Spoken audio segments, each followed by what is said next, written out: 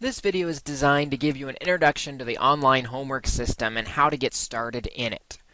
It's going to be very important that you're familiar with this website. It is wamap.org, wamap.org.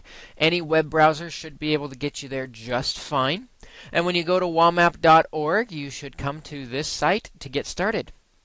First, if you've never used this site before, you're going to want to click the link beneath the login button that says register as a new student. When you click that link, you're going to be asked to give your information. You can make up a username. Any old username you wish to make up is just fine. Please make it appropriate, though, for the college environment. And then choose a password and enter your name. Also, there's a spot for the email address. I want you to please enter your Big Bend email address. That way, if an email goes out to you, it doesn't end up in your spam folder. Big Ben should be able to pick it up just fine. Also, click the box that says Notify me by email when I receive a new message. That way, when you receive a message through the WAMAP homework system, you'll be able to receive an email at your email address so that you are sure to check it. We're going to go ahead and skip course ID and enrollment key for now and just click the Sign Up button. Now that you've created an account, you're ready to log in. You can log in with the username and password that you picked earlier. Beneath the login, there's a spot for accessibility. This sets up how the math equations are displayed on your computer. Sometimes you need to install some extra drivers and software to get stuff going, unless you were to click Force Image-Based Display. That one option will allow you to use the online homework system without having to download any extras. If you want to and you want to figure out how to do that, go for it. But Force Image Display will work just fine, and you'll be able to log in. Now, if this is your first WAMAP course, you'll see nothing in courses you're taking. If you've taken a course before in WAMAP, you'll see your courses listed. But what we need to do right now is enroll you in a new class and register you for the WAMAP system. Now, each quarter, each course has a different number to sign up for. And so you should see a pop-up on your screen now that says, for this class, use course ID, and you'll see a number. Make sure you are selecting the correct course and the correct course ID. For this example, I'm going to use a number and an enrollment key. The enrollment key is always welcome for all of my courses, so you can always type in welcome with the appropriate number from that pop-up box off to the side there. Click sign up, and now you should see the course show up under courses you're taking. If you click that course you're taking now, it'll take you into the course. Now again, this video works for both 95 and 99. Everything's the same, so just kind of follow along. If you're in the opposite course, that's just fine. You'll see several folders, one folder for each unit and a folder for the final exam and review. We're going to go into the first unit here to get kind of an idea of what's available in this unit. Once you go into a unit, you will see each of the different sections for the unit, the practice test and the actual test.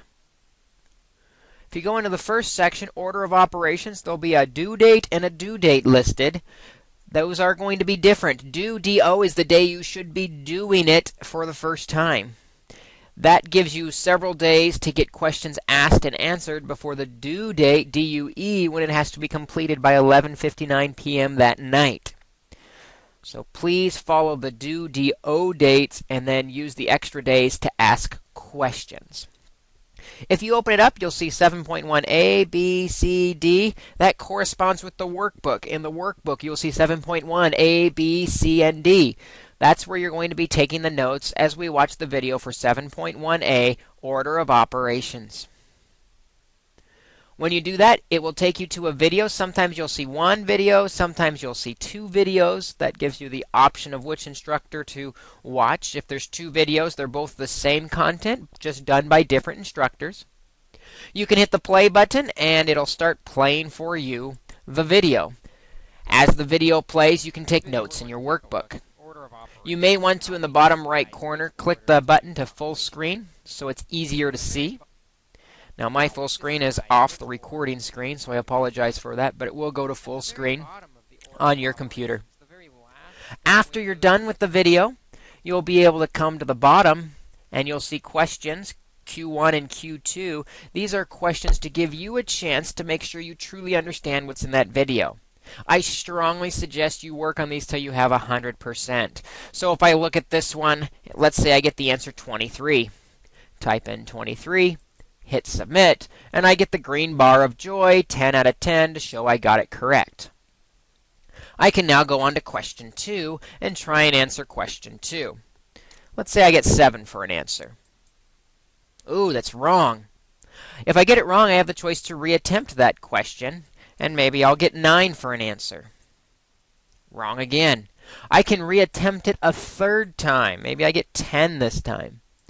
After I've attempted it the third time, the computer is going to go ahead and give me the correct answer for the problem and give me a chance to go back and try another similar question to get it right.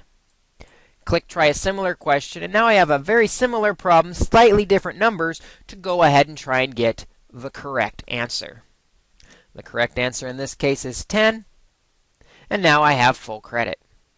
Whenever you're done with any assignment, you'll have to click here to finalize the assignment and summarize the score.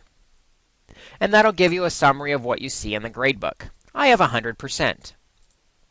Now let's say I want some more practice with this assignment. I do have the option to click this link, try similar problems for all questions where allowed. That link will regenerate the entire assignment, giving me similar questions for more practice so that I can truly master the objective if I wish to. The nice part about this link is it will save the grade in the gradebook, so your grade will not suffer as you get the extra practice. But let's go to Return to Course page for now. This will take me back to my home page for the unit, and I can continue on to the next assignment. Now let's say I'm working on a problem and I want to enter in a weird answer. Maybe it's a fraction, maybe it's got exponents, and it's really difficult on a computer to type that. I want to draw your attention to this little yellow arrow on the side. When I click in a box, a yellow arrow appears. Clicking the arrow will give me this thing called Math Quill. It allows me to type in fractions, exponents, radicals, absolute values, and other options. Infinity symbol, D&E, stands for does not exist, for no solution. And that'll allow me to type in stuff a little more visually, makes it easier, and then when I click save, it'll stick the answer in the answer box. Another option is you can always hit this preview button. Let's say I type in 5 over x plus 4, hit preview, make sure it looks like I want it to. Now this problem doesn't have any x's in it, so it says undefined because we confused the computer, but that's okay. One more thing I want to draw your attention to as you're in the problems. Beneath every problem is this link that says Post Question to Form. If I'm working on a problem and I don't know how to solve it, if I click Post Question to Form, it'll stick a copy of the problem in a message for me to ask for help. Here you are asking your classmates for help. This is one of the most useful ways to get help on a problem because odds are one of your classmates will log in to answer questions before your instructor will, so you'll get quicker feedback this way. Hitting the Submit button now posts it in the form so that other students can answer questions. Now if I use the breadcrumbs at the top to go back to Math 95, you'll see at the top of the original home page was a spot for Ask Classmates Questions, Answer Questions, and extra credit may be earned for good answers. If you answer your classmates' question, you can earn some extra credit. So make sure you're checking this regularly. At least once a day I check. Clicking into the form, it's the little discussion board. Here's a new one. Somebody's got a question on number 2. Well, maybe I could reply to this question and answer the question for them. If you answer it correctly, you could earn extra credit. So please take the time to look at this form regularly. It's a great resource to get some little extra credit on. One last thing I want to show you in this video is to check your grades in the gradebook. You'll see gradebook at the top center. You'll see gradebook at the left. Both take you to the same spot where you can see all your grades for the course. And at the bottom, your current weighted total as it is progressing. Other than that, I think you can poke around and figure out the online homework system yourself. If you have any questions as you work through it, please don't hesitate to ask. I'll be more than happy to help. And good luck to you. Enjoy the quarter.